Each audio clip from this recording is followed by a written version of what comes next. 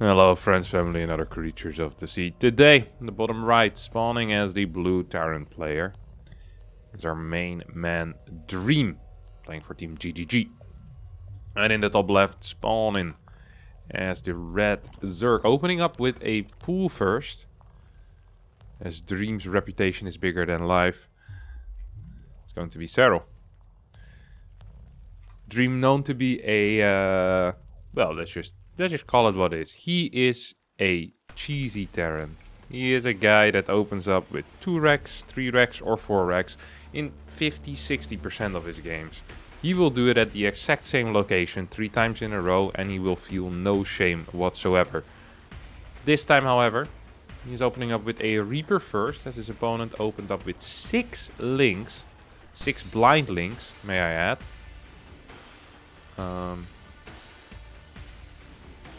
Serral is going to keep 2 links at home to deny the SCV scout, of course, and the other 4 will be sent across the map, trying to get, well, hopefully something done. I'm gonna get found, spotted by this Reaper, though. Oh, Dream. I'm not sure if Dream believes that there was more links on the map, actually. That's kind of wild. Will be capable of taking out at least one of these. He's gonna chase the other link as well. Now, technically, that would be a little bit risky if Serral would have moved straight away to the natural. Maybe he could have taken out an SCV. And of course, 2 links for an SCV is a pretty decent trade at this point for Serral. I think Dream is going to be very, very happy with this start. He also... Okay, he's gonna throw down a bunker. I was gonna say, if he decides to not throw down a bunker here, that is a huge risk. That's just a huge, huge risk.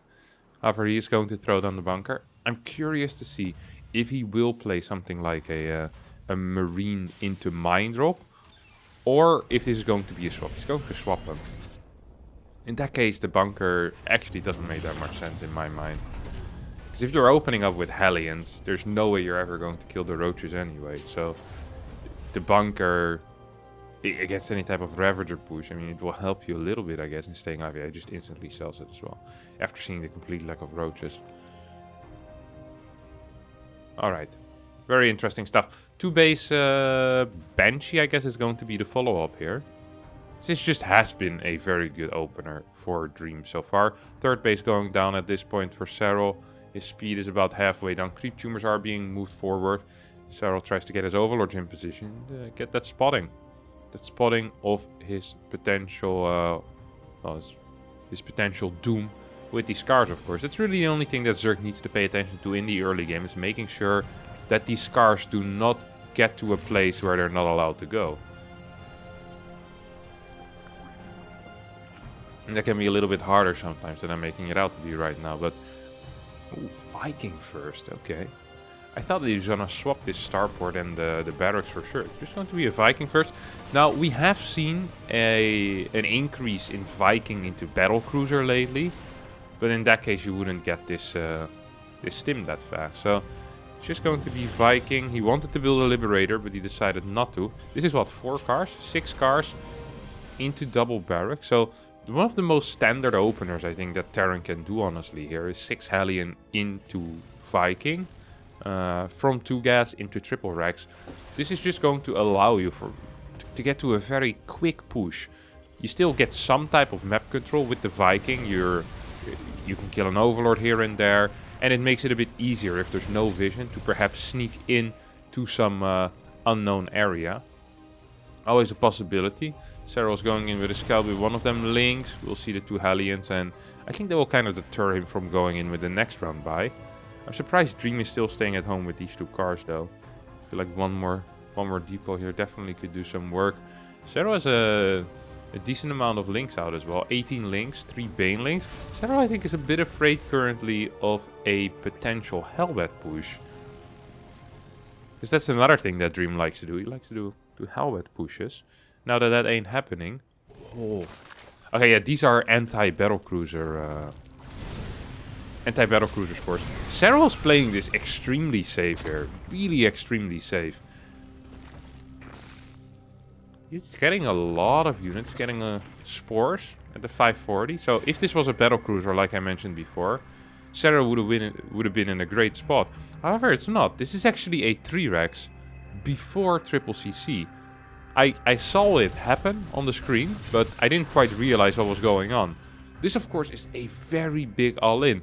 Even going into 5 racks, there will not be any reactors or tech labs on these barracks. No, we will just see straight up marine production. It's going to be a double tank push. And this tank push is going to hit really hard here on Berlingrad. Double evos are on the way just now. Centrifugal hooks is going to be done, which is helpful.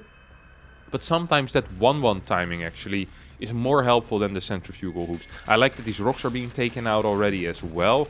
It's definitely going to help Serral. I wonder what the attack location is going to be for Dream here. What is Dream going to be doing? Is he going to try to walk up here on top of this ramp? Will he just stay on the low ground?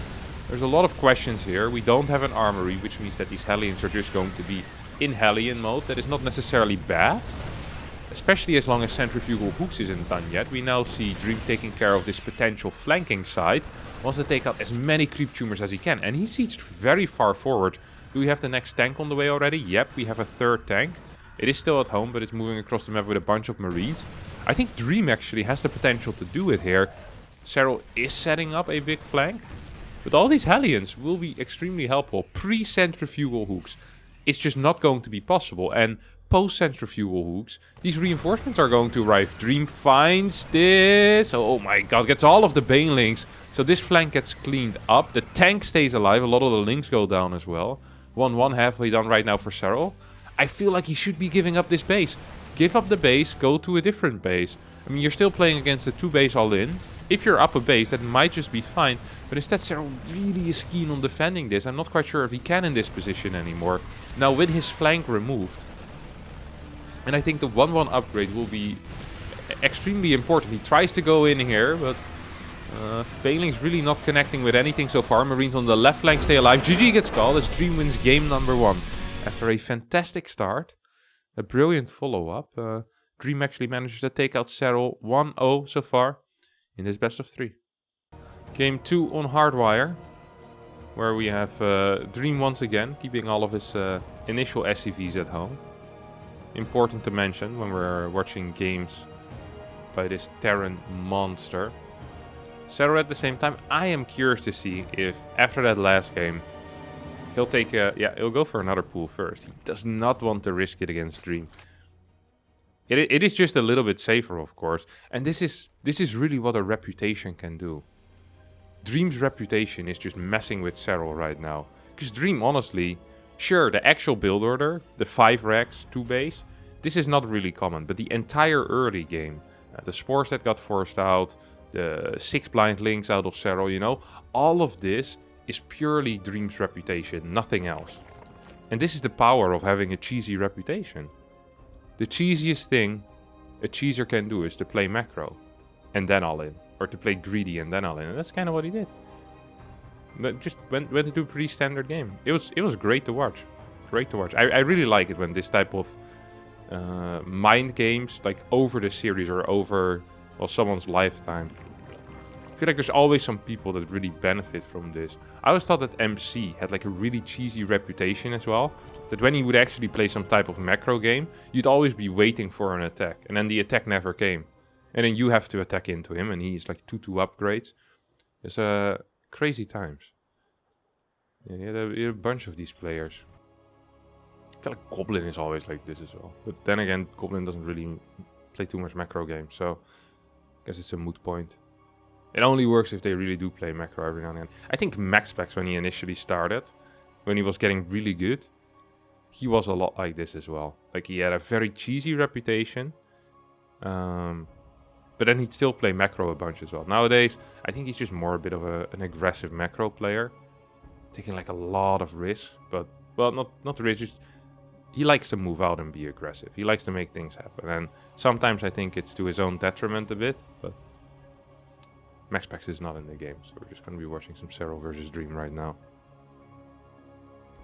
Double command center out of Dream. Dream's opening up with some of the most standard starters that I've seen in my entire life, honestly.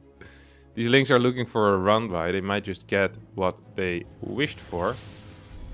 Not quite sure exactly what it is that they want, because once this Reaper moves across... There's no bunker this time, by the way. Dream really is not respecting Serral whatsoever. He's just, there's no way you're gonna roach at him. I mean, Dream shouldn't lose anything to this, honestly. These SCVs can keep running forever. It's still a good move out of Serral because he forces the SCVs to run. Now the SCVs can start running back. Now the Reaper has arrived. Yep, there we go. This is a good start, though. This really is a nice start. I like this. Starport's on the way. Yeah, so it's already a bit better for Serral. He finally got some use out of these links. Saw the Reaper with his Overlord and said, okay, I know what you're doing.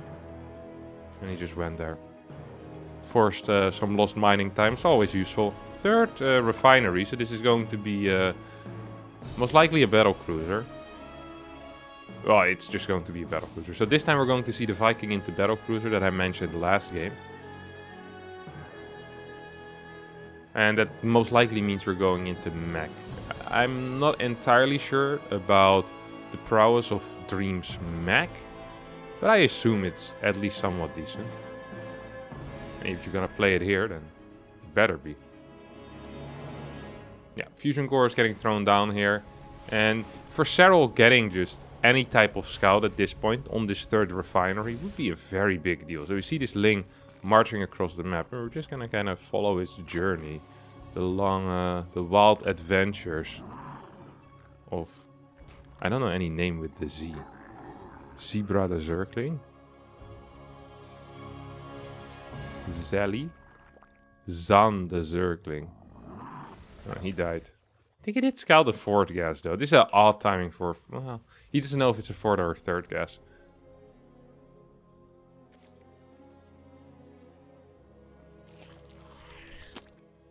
It's not super suspicious here, you know? You look at this and you go, eh... This could be normal. It's hard to judge. It's really difficult to judge. And I'm not blaming Serral if he doesn't get the blind triple spores. He's going to get at least 1, 2 spores. These spores are really early as well, by the way. Maybe he believes it's Viking into Banshee? Because these are Banshee spores, right? These are not Liberator spores. Liberator spore would be here, over here, and then over here. Serral once again playing it safe. These 5 cars are not going to achieve much of anything here. Yamato on the way in the second and third factory as well. So indeed it's going to be back. Now this Zergling will be able to get the golden scout. And this will confirm everything. This will absolutely confirm everything. The moment you see the gases here... Okay, like, Serral should know right now. Immediately throws down the Spire. You see that? He just knew. He just got the confirm. Actually, he threw the Spire down before he saw it, I think. But he knows. Some way, somehow, some way, he figured it out. This is a Spire for Corruptors, most likely. I'd be very surprised if he gets Mutalisk with this. I mean, he also sees the battle cruiser here. Trying to get as many queens towards his main base as possible. This PC is actually doing a fair amount of damage. 5 workers have gone down already. 6, 7. Oh, this is 14 workers.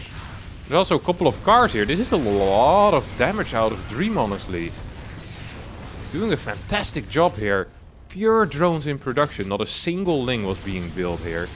There's almost no Lings available anymore. 2 more, that's it. Battlecruiser stays alive for now, and I hope he will be able to get out of there. I do believe he should be able to. This was terrible for Serral. Serral is down 10, 13 supply. That is not good, being down 13 supply. That's generally considered to be bad.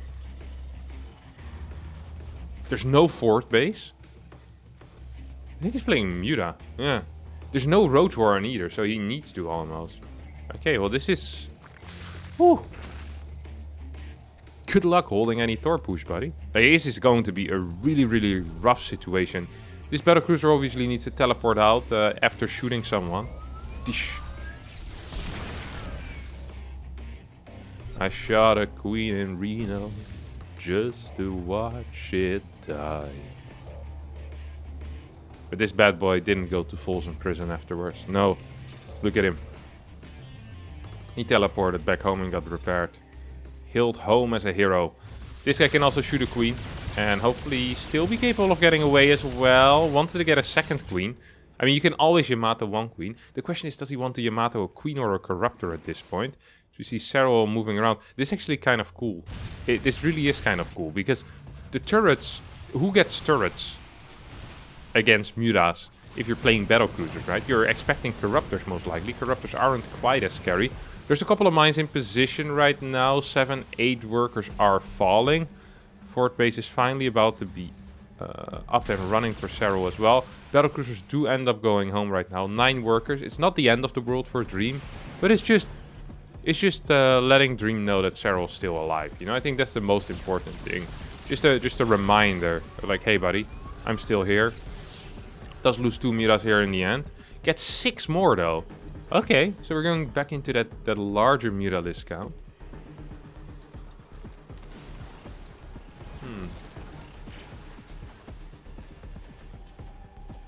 Yeah, he's just gonna go mass Muta. He's also getting range upgrades though. Missile attacks on this Evo chamber. But yet he is building Ling Bane. A very odd approach here to the game so far out of Serral, who honestly is running out of time as well. Like, mass Mutalisk against Bio is great. Ling Bane keeps trading well forever. Quite frankly, against Mech, it sucks.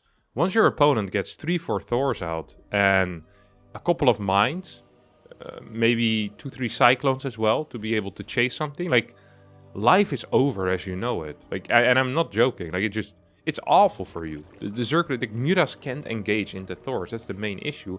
And Ling Bane just doesn't trade well against mech units. Add the presence of the ever annoying battle cruisers there as well, who have solid DPS the entire way through. Teleports him home at this point. Is he continuing BC production? I wouldn't mind if he does. I also don't mind if he doesn't. Both of the decisions are fine. A Swarm Host. Swarm Host Muta. That is not really a composition, of course. At least not a composition we ever really see. Oh! 1 mine is going to hit this Muta clump. There's still 1 mine on the way back as well that Serral could clean. But he's on his way home. He doesn't want to stop anywhere. 10 more Banes on the way. I mean, these Swarm Hosts need to start doing some real work real fast. It's gonna get 14 with +1 missile attacks. And the first wave usually tells us everything that we need to know. If the first wave fails, most likely the second wave will also fail. And if the second wave fails, the third one will fail. This first wave is going to be the most important thing. Let's see what happens. Mines are not hitting anything so far. Okay, first wave lands. We see the mines burrowing, not getting the greatest connections. I feel like these Locusts is more like the cleanup crew here. They don't necessarily kill a lot, but the Banelings actually got a decent trade in because of the Locust. Did Serral spot this? Or he must have flown over a creep or something. Serral seems to be extremely aware of the fact that there's battle cruisers here. 3 of these Mutas should die. Oh, are we fast enough? No. Yeah, that bad boy couldn't jump out. So 2 Mutas go down. Still pretty decent. Oh, you know, some Swarm Host falling as well. There's no Hellbats in this army, though.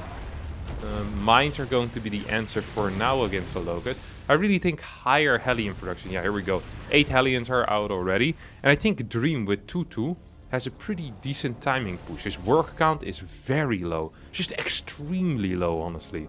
Look at that.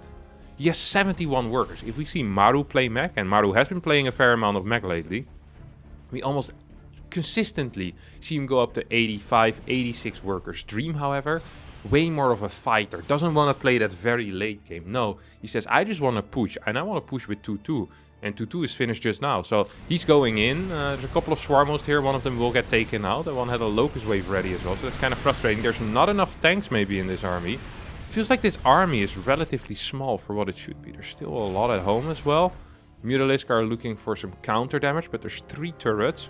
There's no upgrades though for these turrets, which should make attacking them a little bit easier. No armor upgrades for the turrets, no range either. Once again, these BCs are going to start moving across the map every single time their spells come off cooldown. That's what we're going to be seeing. As Serral tries to kill a tank here and there, but the Thors have something to say about it, of course. There's lots of Hellbats, big Baneling morph as well. Triple queens are gonna get taken out. 5 queens will end up falling here, but this is of course the engagement that we truly care about.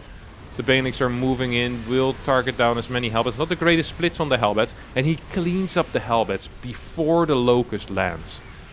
This means that the Locusts don't have to deal with any type of Hellbat fire. There's only a single Thor remaining here. I'm not quite sure if this teleport with the battle cruisers was correct, because he teleported here saying, hey, I think this might just be a safe spot. And Serral said, buddy, you only got a single Thor there. I don't think that's going to be enough. Both of these BCs are going to get taken out. The Hellion run-by is not going to work. 74 workers for Serral, 71 for Dream. Serral has been at a low worker count this entire game, but high gas. And don't forget that once you get to these Swarm Hosts, the worker count is pretty irrelevant because Swarm Hosts produce free units, so you won't need to replace them too often. Well, hopefully. Here comes the next big Locust wave. And it's actually making quite a bit of an impact. A bunch of these Hellbats are going to get taken out. I think 1 or 2 tanks as well got blasted here. It's a tricky balance to strike, honestly, for Dream. It is a tricky balance to strike, because you don't want to go too heavy in tanks because of the Mutalis, but also just because you need some type of anti-air against the Locust while they're flying. But you also don't want too many Thors, because they just don't fight too brilliantly against Locusts that are on the ground. It's really a tricky approach here that you need to take. I think that perhaps increasing the battle cruiser count would not have been bad against this, because battle cruisers do relatively well against both Locust and against Mutalis. Especially against the Mutalis if there's 1 or 2 Thors for backup, but you can always get 1 or 2 Thors. But oh, this is an interesting fight that looks really bad. This wasn't an interesting fight, this was a terrible fight. I think he killed 2 Thors and lost 15 Mutas or something, and then instantly rebuilds the Mutalis.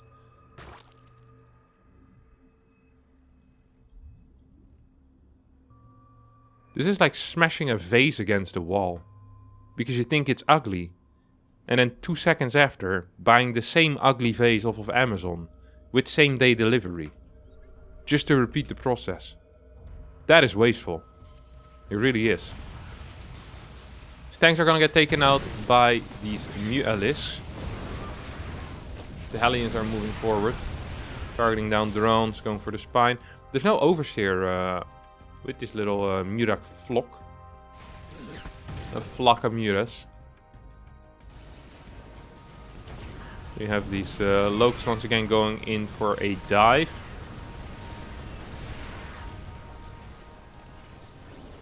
But there was nothing to get there with that dive.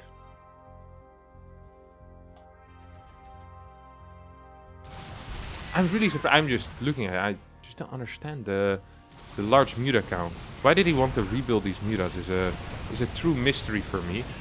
I guess he wants to keep his opponent busy, but then why would you throw them away?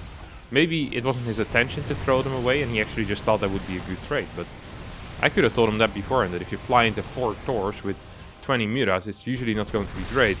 And a single Thor is already giving the Mutalisk a lot of problems. I mean, 7 Mutas ended up going down in this little engagement between the turrets, the Thors and the Mutas. At the same time, Dream is moving out with half of his army. Not a huge fan usually of this type of move. At this... What is that? Thor run-by? I haven't seen this one before.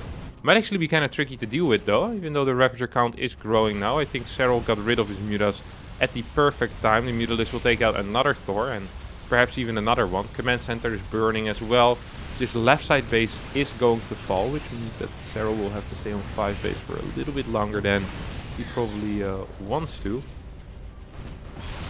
CC is going to get repaired and will stay alive. This barracks has been largely ignored. It's a bit of a bait, of course. Here comes the Nidus network. The Nidus swarm host here is going to split up the Locust. Very cool. I'm not quite sure how useful it's going to be, honestly. He's going to get 2-3 turrets for his troubles. And immediately Dream wants to pull the trigger as well, so that's interesting. There could be a Nidus in the main base, by the way. With these Mutas defending it, it's kind of cool. Instead we're seeing a more, well, what would you call it? More aggressive Nidus towards this planetary. I do like that as well, because the planetary can't lift. It's a target that can move away like the orbitals can, so If you have enough units, that could be a big deal. Swarmos are moving forward. Hellions are looking... Well, they actually were just looking for a run-by. Serral immediately runs back in. This Hellion gets caught, and I think this planetary is toast. Oh no, oh wow. These mines did very well, honestly. Repair. Barely not going to get it, I think. Yeah. Planetary stays alive for now. That's a pretty big deal. That really is a pretty big deal. That's going to help Dream continue to mine. So without that, he honestly doesn't have that much mining left. There's a lot of Thors in this army as well, and the Roach Ravager composition doesn't really care about that, because Thors are a great target for the biles. They're fat, they're easy to hit, and they don't move away from the bile spot that easily. So if you have Ravagers against Thors, yeah, that most of the time is actually quite good. Now this Locust Wave most likely isn't going to do very much, but I think at this point almost anything that it does do is enough. Dream isn't mining from 12 bases with 19 orbitals. No, he's mining from 5 bases with 4 orbitals. Lots of Ravagers hitting all of these Thors. Dream in a little bit of trouble here. The Thors not quite doing what they want to be doing. They're not shooting Mutas currently. GG gets called. Dream leaves, and this odd composition out of Serral, this Mutalisk Swarm Host comp, actually manages to take it home with that. Very cool, because the early game was awful in this game. Let's not forget, he lost like 15 workers to Hellion BC. That was a terrible early game, had no fort base forever. Let's hop into the final game, see what's going to happen there. Game number 3 will be played on Pride of Altaris, which I'm surprised to see altogether in this best of 3. That tends to be one of the first vetoes that Terrans have, and whenever Zergs can pick any map that they want, they'll always go for Pride of Altaris. I'm surprised to see it as the third map as well here for Serral, rather than one of the earlier ones. But it does feel like a pretty secure win, honestly. This map is impossible to push on. You have a gold base as well that can be taken as a 5th. Like, this is Zerg's paradise. This actually is Zerg's paradise. I can't imagine a better map that we've had in the past year and a half. Maybe even the past 2 years that was better for Zerg than this one. Zergs know it, Terrans know it, but apparently Dream hasn't gotten the memo yet. He opened up with gas before barracks here, by the way, which means that the first Reaper is going to be delayed, but it allows him for a quick factory to be thrown down. This time around, we also did not have any type of pool first. No, it was just hatch first. I guess because it's a little bit easier to scout any potential proxy Rex locations. So Serral decided to go for that hatch before pool. I think that is fine. First time though that Dream's reputation isn't helping him here. Not yet, at least. We'll have to see. We'll have to see what ends up happening. This Reaper, technically Serral could figure it out by the delayed Reaper timing, but it is a bit of a ambitious read. The Reaper isn't even going to go across the map because he didn't want to scout, so he leaves the Reaper at home. Well, in that case, reading anything out of the Reaper timing is going to be very tricky if the Reaper never makes it to your side of the map. Curious to see if Serral will actually figure out what it is. It can be quite difficult. So basically with gas first, what happens is that everything is just a lot faster except for the Reaper. So you have like something like 18 seconds faster Hellions, like an insane amount faster. Really have to be careful as the Zerg here, because this does hit just like a truck. It just hits fast. You just need to be careful. If you're not careful, you could be in some major trouble. Pneumatized Carapace on the way here for Serral. Doesn't want to walk into any surprises. I mean, first game he died to a surprise. Second time he practically died against a surprise, but he came back from the dead with some fantastic Mutalisk Swarm Host control. This time he says, you know what? Rather than dying, let me just try and stay alive. And then if I stay alive, we can take it from there, you know? I do like that approach. Viking first. Once more for Dream. So that's the third time in a row we see that first Viking. We don't have car 5 and 6 on the way as well. So probably a similar build order opener to game number 1. This Overlord with the pneumatized carapace is going to start moving in. Bit of a supply block as well for Dream, who forgot one of his depots. Starting to move in with these Hellions. We'll get a couple of decent shots off. Control out of Serral is good so far. Only losing 2 workers. Only losing two workers. 2 workers killed. At the same time, 4 Hellions and 1 Reaper went down.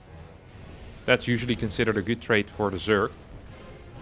Of course, did lose a little bit of mining time, but now spreading creep is going to be easy. Setting up any potential run-bys will be super lovely as well. And here come barracks 2 and 3 as well. So this is a similar opener, a similar build order as we saw on that first map.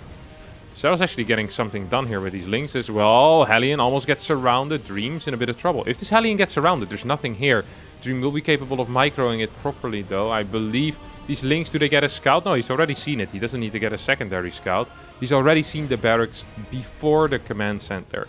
Rather than going for the Roach Warren though, he still throws down the Baneling Nest. Whenever I talk to Zergs and they say that they know that their opponent is playing some type of 2-base tank push, they always want to be building Roaches. They always want to be building Roaches.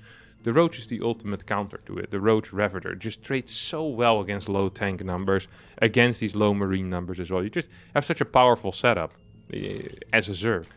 You can get into 1-1. You're basically just playing a 1-1 Roach push, except rather than the Terran trying to defend on their own third base, the Zerg can fight on creep near their own third. Like it's an absolutely ideal scenario. It's super good. And with Roaches, it just makes it difficult to lose. With Banelings, it's still possible now to lose, that is.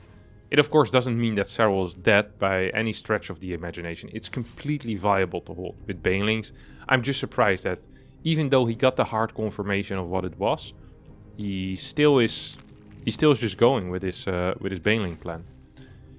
Just playing single Evo, though, and Carapace upgrade, of course, has the priority. It's the biggest upgrade for the Zerg army, is the Carapace, as Marines have such a high rate of fire and relatively low damage.